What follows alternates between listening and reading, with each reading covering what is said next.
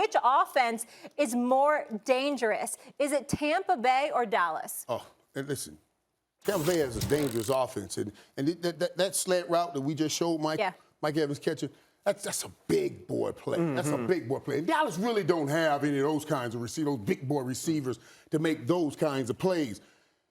But they do have great receivers that can make plays all over the football field. And the one asset that I'll pull out on offense that I said Dallas has that Tampa does not have is an ability to get yards from the quarterback position with Dak Prescott that Tom Brady cannot give you. Everything else, they both have.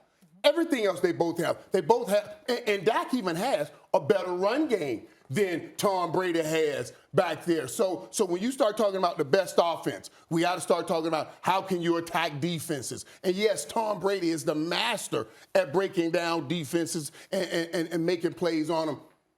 But the Dallas Cowboys have the best offense in the NFC.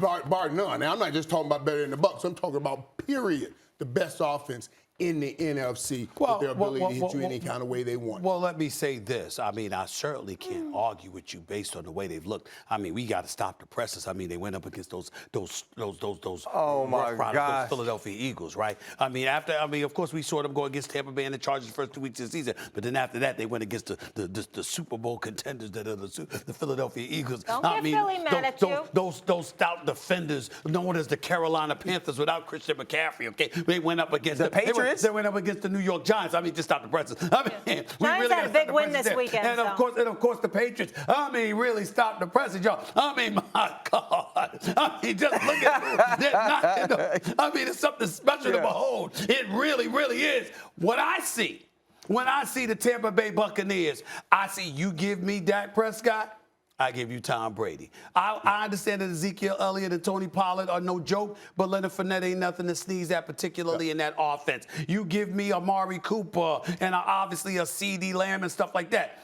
I will remind you about that brother Antonio Brown, Mike Evans, and Chris Godwin are nothing to sneeze at either, not to mention their tight ends with Gronk and the crew. All I'm trying to say is this. When I take all of those things into consideration, then I take into account the 7-time Super Bowl champion, that is Tom Brady. And I juxtapose that to a guy that's won a couple of playoff games in Dak Prescott. Forgive me if I'm going to say it's Tampa Bay, bro. I'm just curious, Stephen A., when you mention their schedule and who they beat, why don't you mention the Chargers? Or why don't you mention that it was a 2-point game against the Bucs without Zach Martin?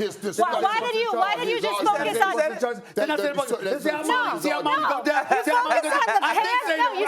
Eagles like 8 times? I didn't say the Chargers and the Bucs. I didn't hear that part. I didn't hear that. Me and Michael didn't hear that. Hey, it's okay, Stephen A. Because here's what you have going for you. Okay. It's basketball season. Yes. You will actually be able to win a debate on your own show. Because as long as it's football season, you're going to keep taking these L's. Okay. And here's another one, because it's the Cowboys. And the hard thing about coming on this show and saying this is this. You got to go against the GOAT. Right? The feeling is you should never go against the GOAT. And Tom Brady, to me, is playing the best ball that I've ever seen him play. Man. He's going out of his mind, right? You have all of these receivers. Early on in the season, it was Gronk. And then we saw AB come along. Both of those guys are hurt. You could go to Michael Irvin. I know that's what you were feeling when you were walking in here. But the thing you did was you wore the right colors. You came in here in the Cowboys colors with the star. With the star on the wrist. With the bling on the wrist. Here's what separates these two offenses. Both of these two offenses are explosive in the pass. They got quarterbacks that are making plays not only in the clutch, but anytime you need it to any wide receiver. Whether we can hit Cedric Wilson on a 4th and 4 if we need to, because he's that good and my quarterback's that good. What happens? Let's just say it happens that you stop the pass game, that you play deep cover 2 like we see teams do against the Kansas City Chiefs, and somebody has to decide we're going to turn around and hand this ball off. And they can't do it. Tampa Bay win a can't do game. it. Not in win a game. Tampa Bay can't do it and win a game. The Dallas Cowboys offense can win a football game. You feel any disrespected? way you make them play. They're the best. I'm sitting across from. And they're getting Leo Collins back. They're getting back the time. They're the most complete. See, I'm gonna say, here's what I like about playmakers. I love that. Come back. Here's what I like about playmakers. We got all reasons why they missing games now. We got dudes in other trouble. We got dudes getting in trouble all the time. Are we sure they're gonna be available? I'm just saying, are we sure they're gonna be available? That's all I'm trying to say. Are we sure they're gonna be available? That is a staple of the Dallas Cowboys. We will miss games in any type of way we can. That's right. Okay. But the final thing is this, and I'm gonna one up the playmaker on Dallas for the first time in his life. Somebody is more excited about the Cowboys than he is. Oh Lord. He sold them short. He said they're the best offense in the NFC. The Dallas Cowboys are the most complete offense in the entire league. Now you come over for dinner this week anytime.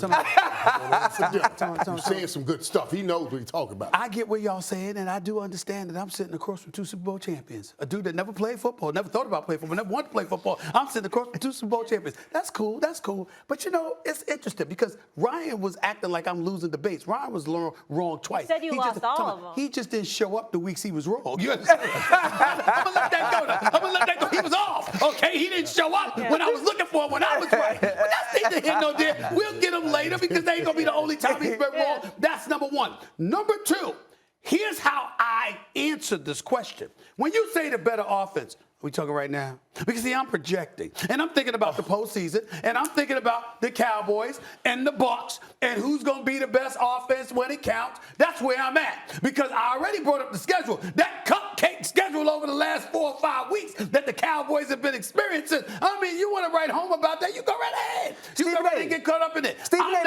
I'm not. Dog, how you the star of the show, you write the show, you change the... I write the show. Let me get credit for something. I write the show. You change the questions mid-question, and you go to different things. I didn't do that. Golly.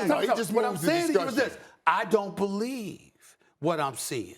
Yeah, I give them respect. I know they're a potent offense. We knew that coming into the season. But when you say they're the best, I am allergic to making such proclamations about anything Dallas Cowboys and the best. Those are oxymorons as far as I'm concerned. Thanks for watching ESPN on YouTube. For live streaming, sports, and premium content, subscribe to ESPN+.